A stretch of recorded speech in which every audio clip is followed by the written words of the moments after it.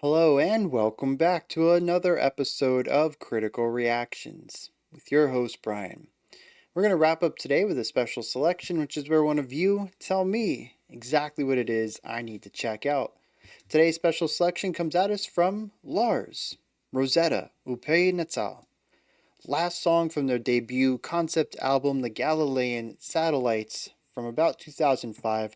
The song is a direct continuation of the song before, with the first minute or so being the closing part of a longer ambient interlude. The genre is post-metal, with a bit of sludge and maybe some space rock, though that's a stretch. The speciality, or why it's noteworthy, is the vast and huge spacey sound.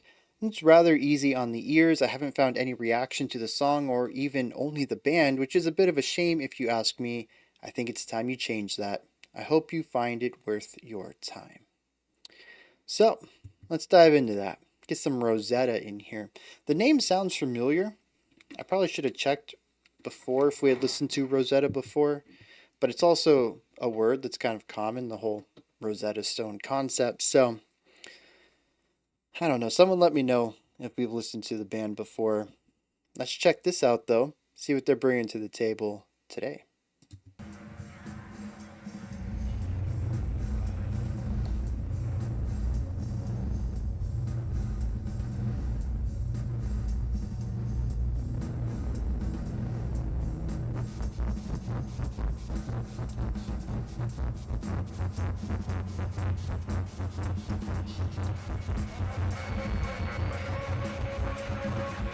I'm kind of intrigued how this connects to the previous track, because this is some wild electronic music making stuff.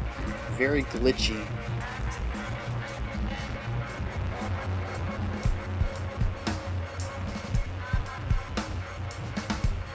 Okay, that was kind of smooth. Working the groove into the glitch.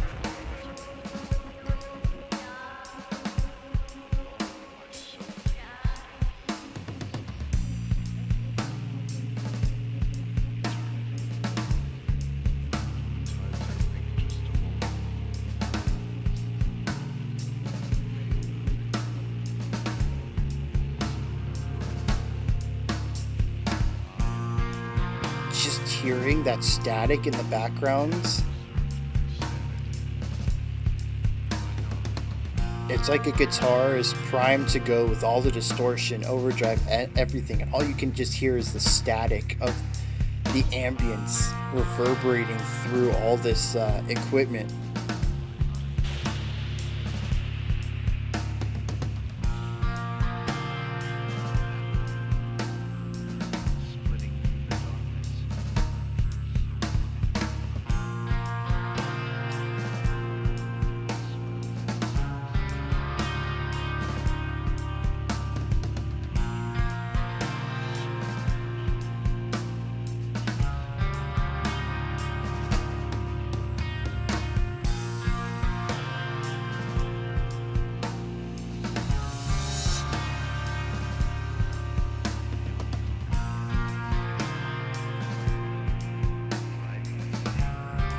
Interesting using all of ambient sounds. Like there's almost a radio going on in the background at times. But then we also had the reverse cymbal. That right there.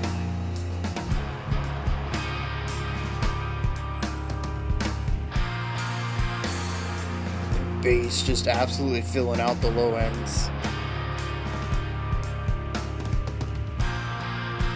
It's also interesting how far out to the sides the guitars are, which I think would be normal in any situation where we had a center focus.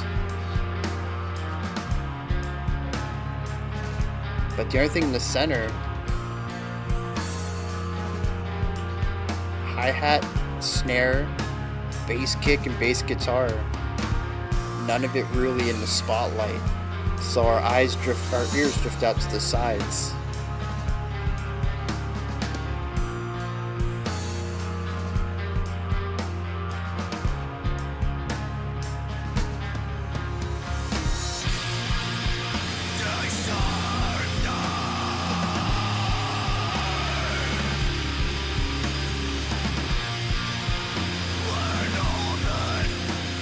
Also, I'm sorry, was I told this was an easy listen?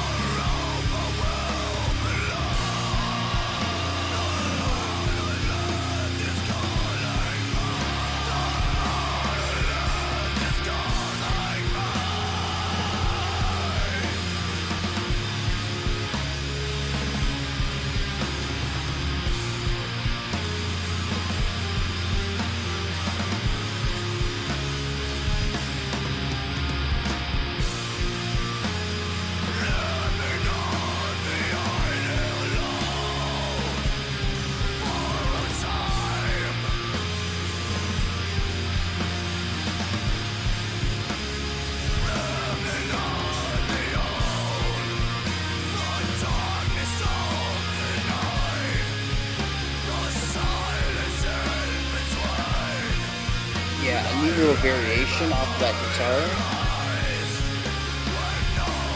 introducing an element of melody to this.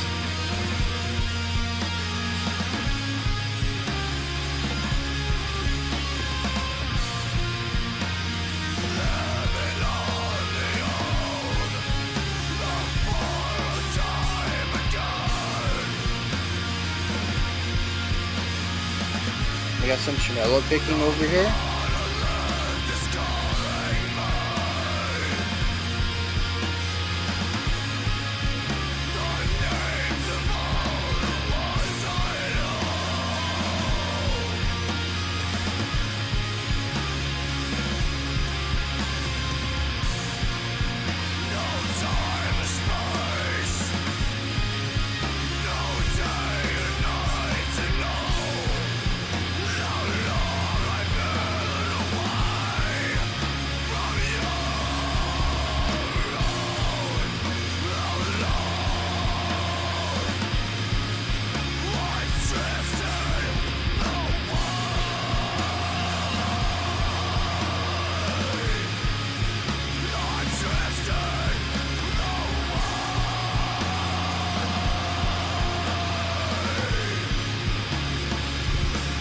Lots of really smooth snare work on this. That whole section is full of really neat snare patterns, none of them the same as the one before it.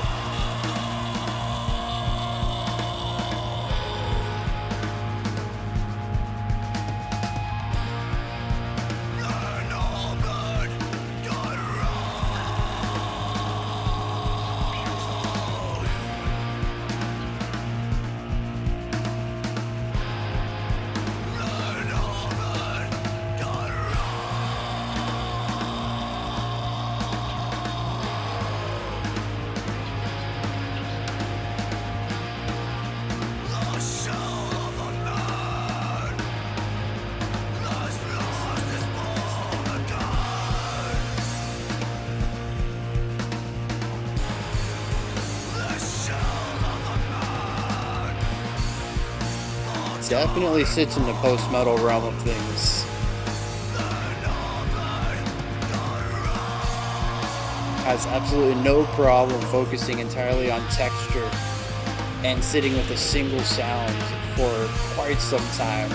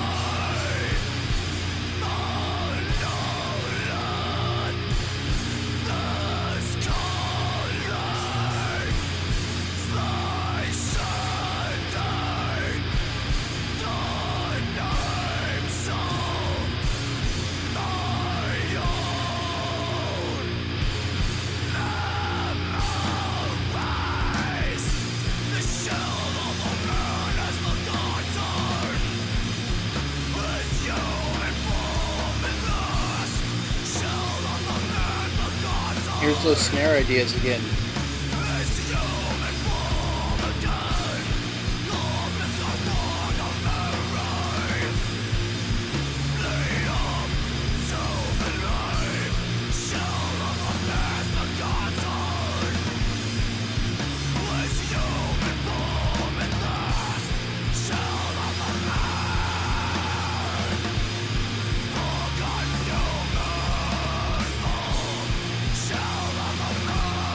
interesting echo of the vocals over on the left. It's almost like a delayed whisper, a very loud whisper.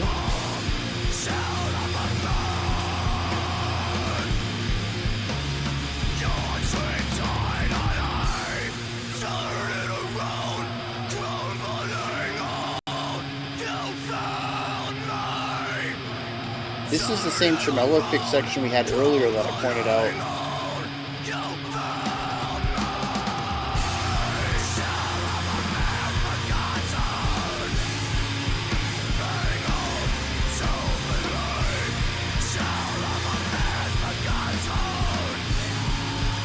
There's a second set of vocals in the background, but they're very quiet.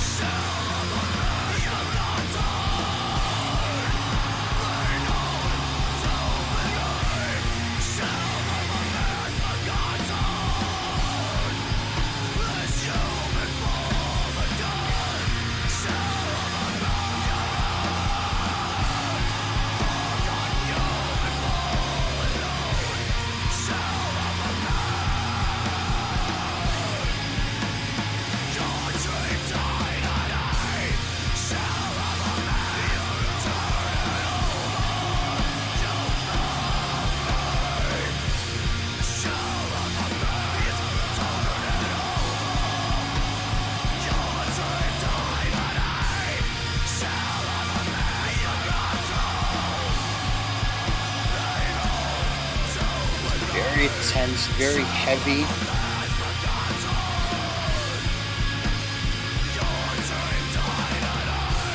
It's dark and brooding. There is a pinch of light that tries to shine through, but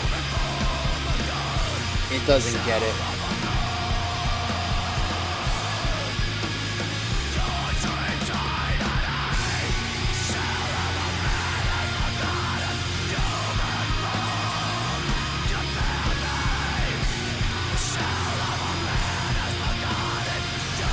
Oh, interesting cymbal rhythms here.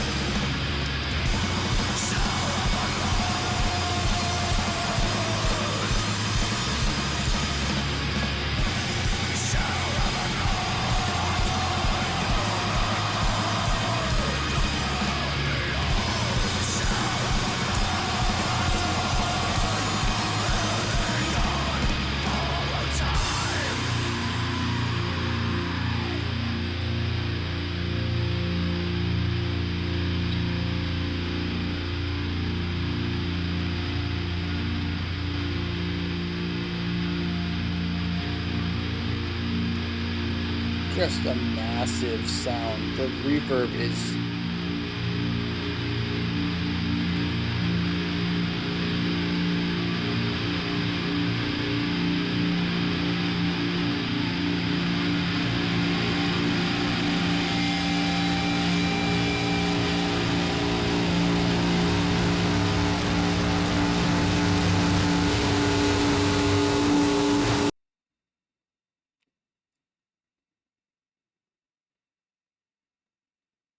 that's the last track on the album, right? It's the last track on the disc. Also a 2-hour double album. Good gravy. This was their debut, is that what he said?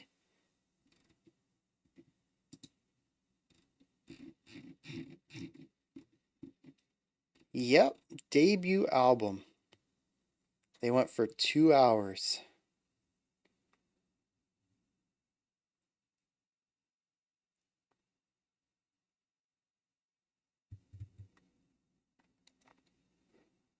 Okay.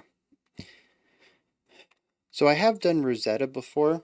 April 2022 during a live stream. We checked out OSA slash The Secrets live.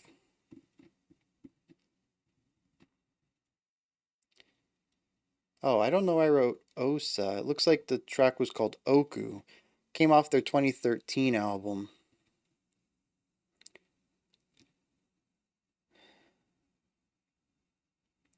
I don't remember that though. We were talking, geez, 2 years ago. All right, I do want to revisit this context real quick. Um, Post metal, check. Bit of sludge, double check. We actually have a check mark now. Some space rock, although that's a stretch. I think that's a real big stretch because I didn't hear any space rock. But then also the why it was noteworthy. Vast and huge spacey sound. Followed by the description rather easy on the ears. Lars. Oh man. I feel like that was a bit of a comedic edge. Definitely a vast and, well, definitely a huge sound, as expected for post metal. Vast, to me, I mean, see, here's the thing too, is this can certainly be something lost in translation where just those words mean something different to me than to the person who requested it. That's very possible. I agree with a huge sound. Vastness, though, to me requires a large sound sphere, to which this didn't really. It had a wider sound sphere than I would have expected, but it was still a rather claustrophobic sound that felt really close to my ears and spacey. I don't understand that from either the concept of having space, which leans into vast, which I just explained. This doesn't feel very vast to me. It also doesn't feel very space like, leaning into the ideas of space rock. I don't hear any of those sounds that make me think of planets and stars and emptiness. So, Lars, if you're watching this, which I hope you are, you paid for this. Please, let me know down in the comments what those words mean to you, or specifically what you hear in this track. And, to anybody else, if you hear this as a vast, huge, spacey sound, if you can hear some elements of space rock in here, please let me know. It's possible I'm just mishearing things as well. However, the rather easy on the ears, man, that's gotta be some trolling right there, because this is anything but easy on the ears. This is loud, it's abrasive, it's massive, it is heavy, and it is repetitive. Very, very, very repetitive. Which we'll touch on because it kind of works. We'll get there. I did like the build up in true post rock fashion or post metal fashion in this song. You start with nothing and you build up from there. Lots of layers over a long time, being very comfortable just sitting still in a single vibe and fully exploring it to every nook and cranny to where you're beyond familiar with what's going on.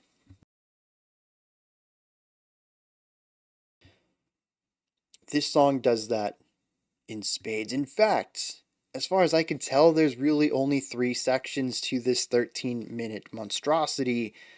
And one of those sections took up like 7 minutes of it. Like half of the track was one section. So, yeah, sitting in one place is something they are not unfamiliar with. Oh, honestly, though, now that I think about it,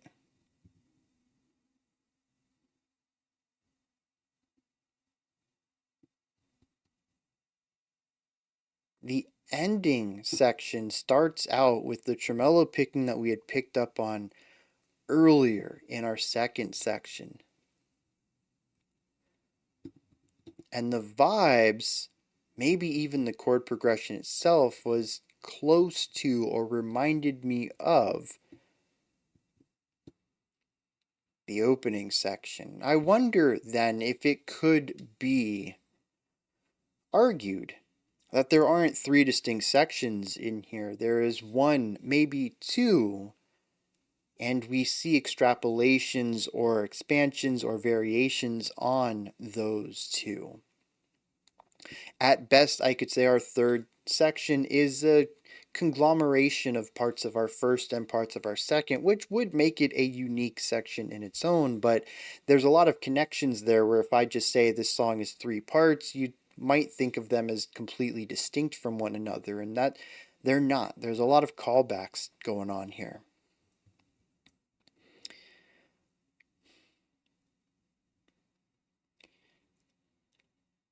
We start off the song with an interesting pocket of space. In fact, now that I think about it, this was a spacey section. In fact, there's just this pocket in the middle of the track where not much was going on.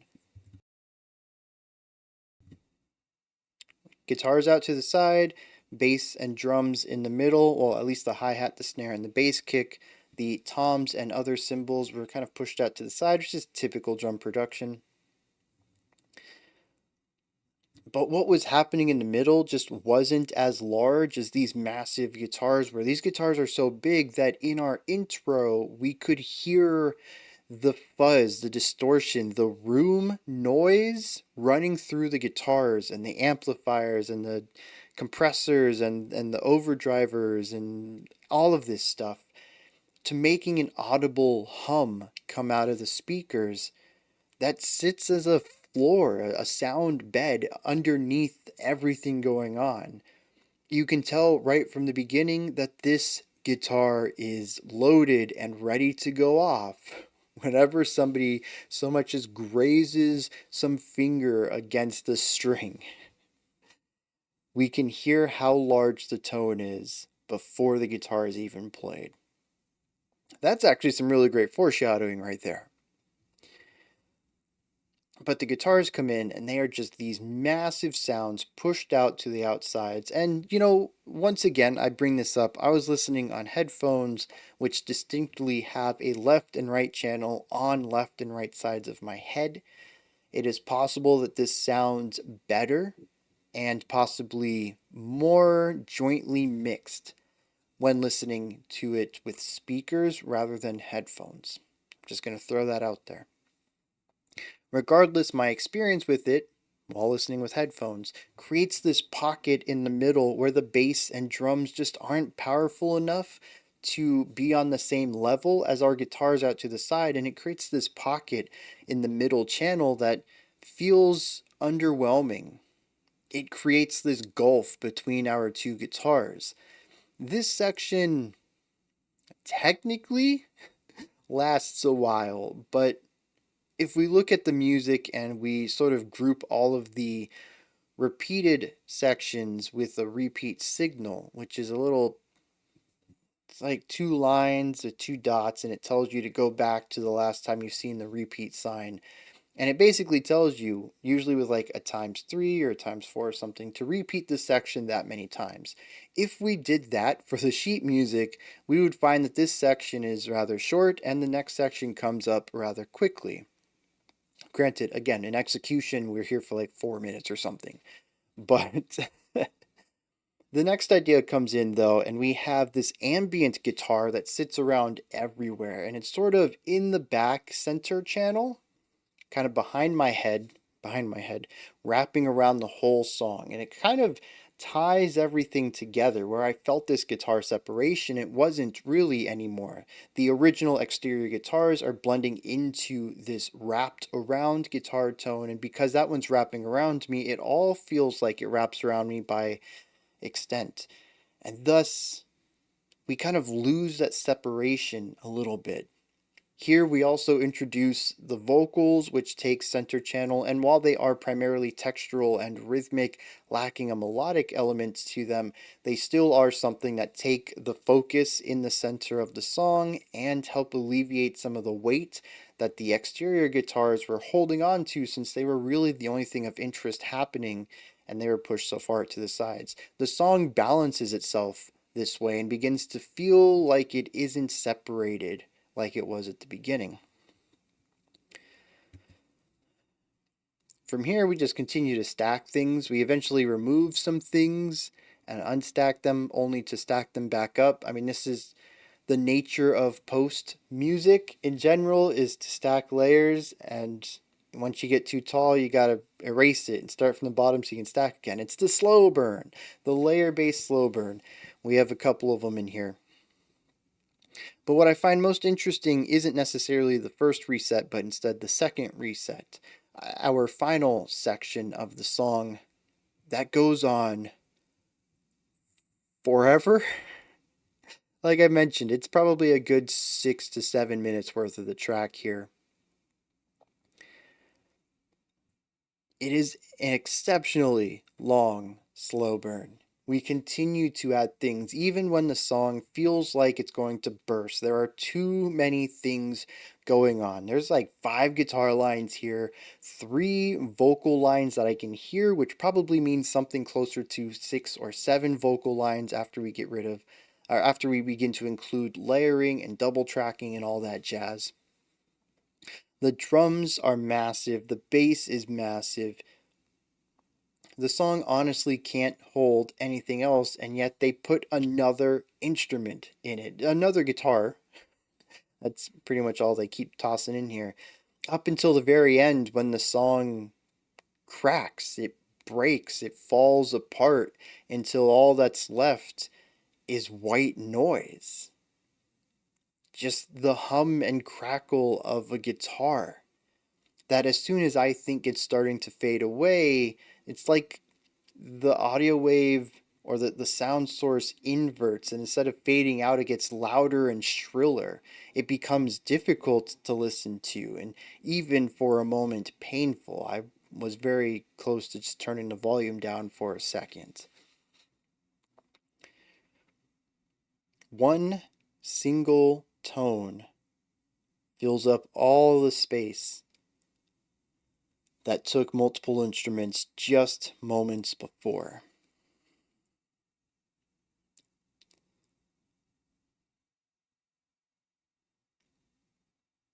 My big takeaway on this album is honestly production. The composition is very textural, very atmospheric.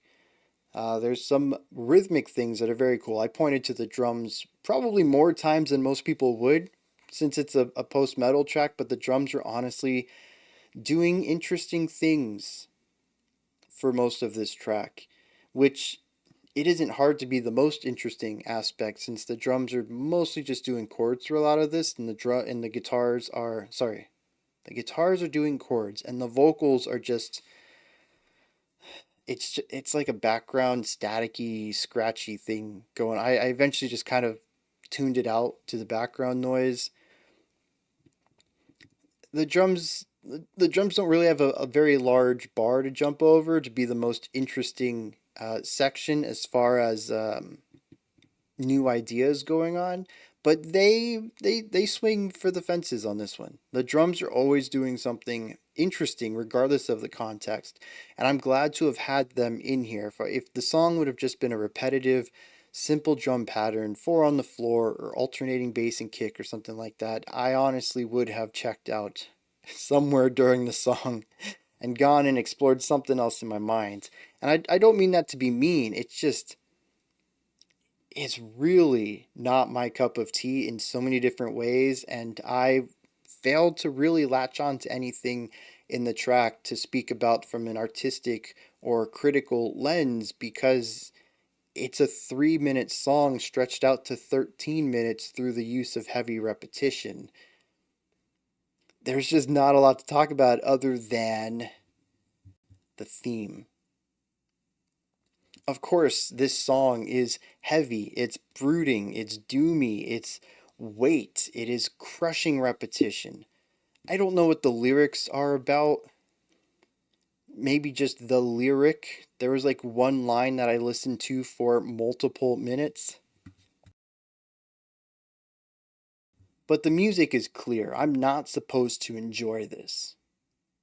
This is supposed to crush me. This is supposed to weigh me down. This is supposed to drive me insane. I think it does a fantastic job of that.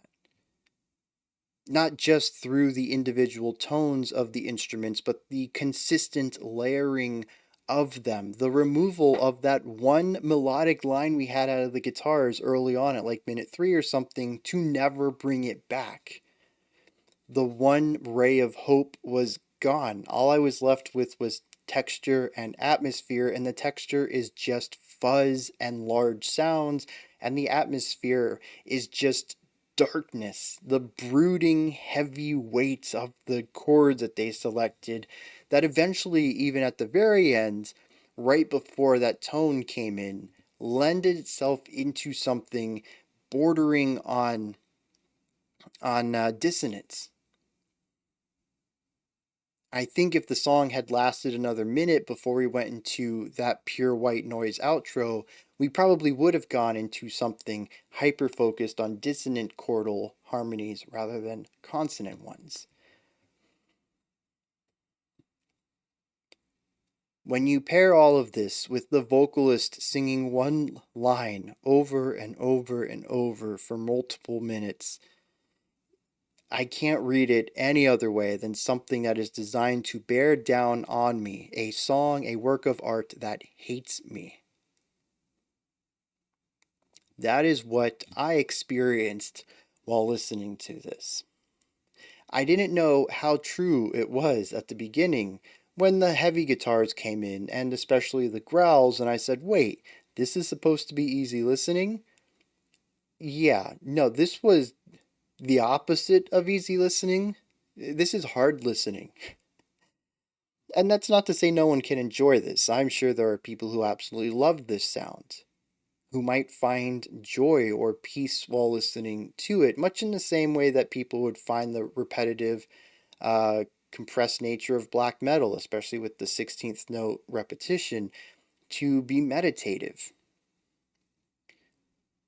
I don't, in the slightest. There is two things in this song that I felt I could latch onto in any way, and one of them was ripped from my hands before I even really got a chance to recognize what it was doing. That being, the melody. So all I really had left in here was this drumming. And by the end of the song, that had reached repetitive heights as well. This was not a song made for me. I am not the target audience of this in any capacity. And I can feel that in a way that I don't feel while listening to other metal tracks. Even though I don't enjoy metal on the whole, even when we listen to music in the metal genre that I don't like, there's usually something still to appreciate on it. And I do appreciate that this song has a goal, and I think it executes on it fantastically, but I hated every moment of listening to it. And that is not something I typically say finishing up a reaction. Let's hit some lyrics.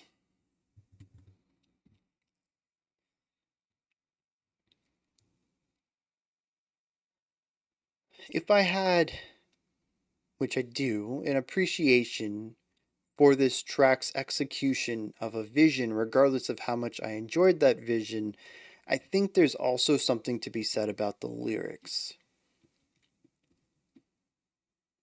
What's interesting here is that the lyrics are consistently placed with foreshadowing and or callbacks, laying down an idea at one point and later picking it back up only to expand and extrapolate on it. By the end of the song, pulling all of the themes together into a unified concept while also leaning into the heavy usage of repetition in order to drive a specific concept home, one that is matched in both the lyrics and the music, and one that I felt while listening to this track. That is to say, as much as I disliked this song, I am coming around to it quite a bit from an artistic lens. Still, though, I will never listen to this again. No, so we kick it off with a bunch of disparate ideas. Descending, an orbit gone wrong. Europa will rely. The monolith is calling me, living on borrowed time. These are all ideas that we'll further explore elsewhere in the album, but are sort of set up to almost like a chapter list at the beginning of a book. We'll touch on all this eventually, but right now you're getting, the core ideas, the names of the chapters.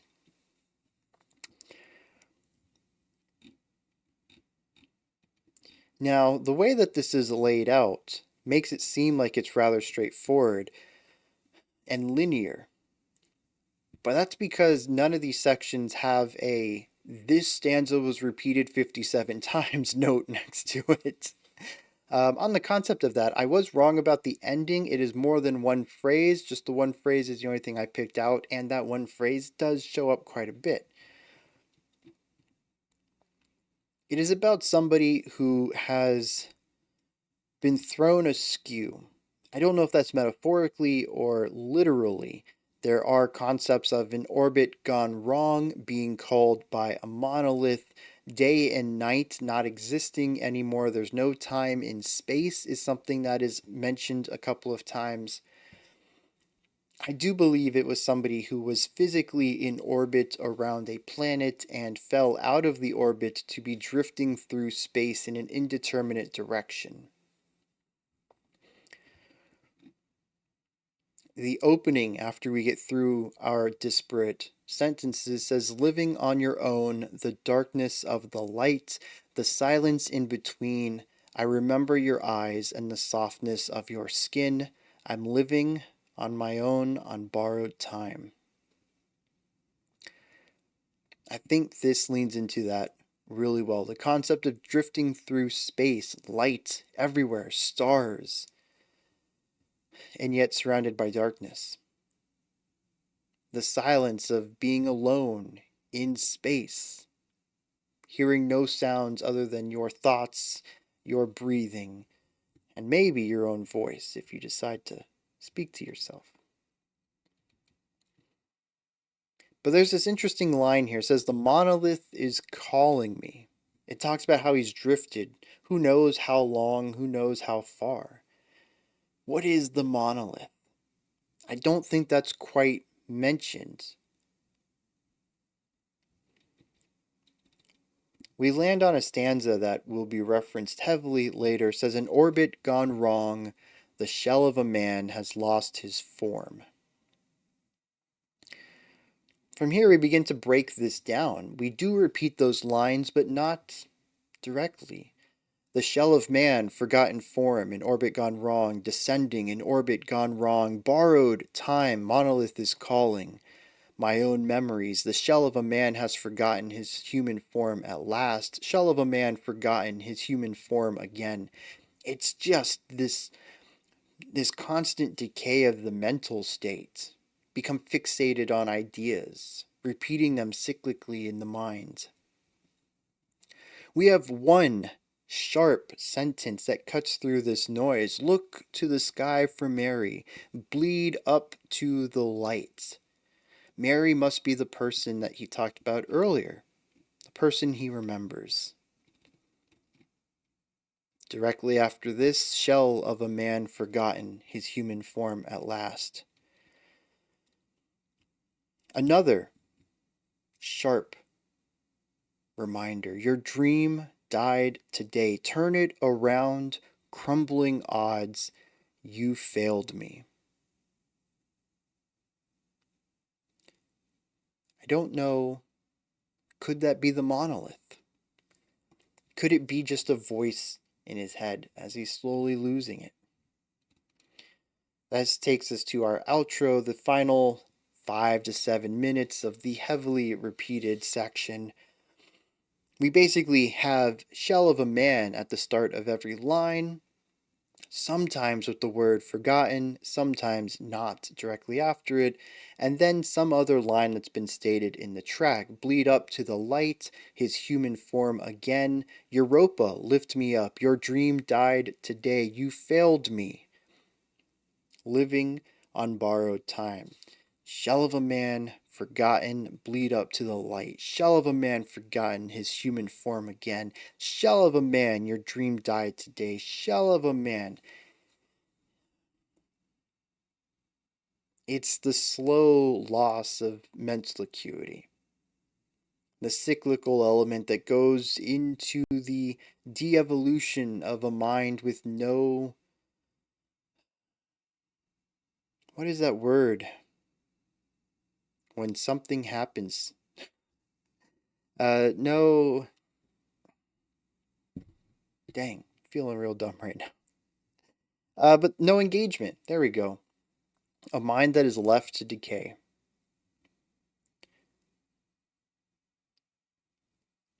The end of the song, I feel, with the growing layers, bursting the song open, too large of a sound to contain the eventual static and white noise.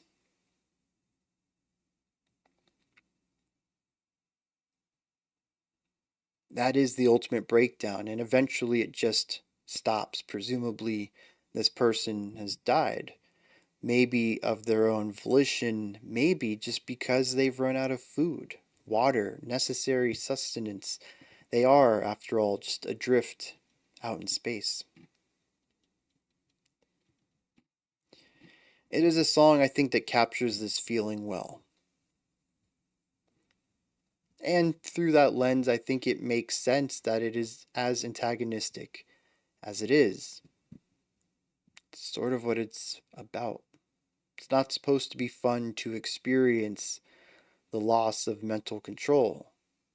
It's not fun to experience years of isolation in a tiny box, drifting through darkness. This song, likewise, is not fun to get through. Those are my thoughts. Rosetta's Au Pays Natal. Let me know what you thought of this one. Down in the comments, thoughts, opinions, perspectives. Let me know if I missed anything, if you have a different idea of the track than me, or if you just want to agree with some of the stuff I said. Put some comments down there. I am so exhausted after that. Above the comment section in the description box, there's a link to Linktree. It takes you to this menu. You can find links to my music, ways to support the channel, and a link to the Discord server, as well as a bunch of other things. Above that, if you could like, subscribe, and ring the bell. I greatly appreciate all three of those. That wraps it up for today, though. I'll be back tomorrow, 5 p.m. Eastern Standard Time, 9 p.m. UTC. Until next time, remember to be critical, not cynical, of the music you listen to, and have a fantastic morning, afternoon, or evening, whenever you choose to watch my videos.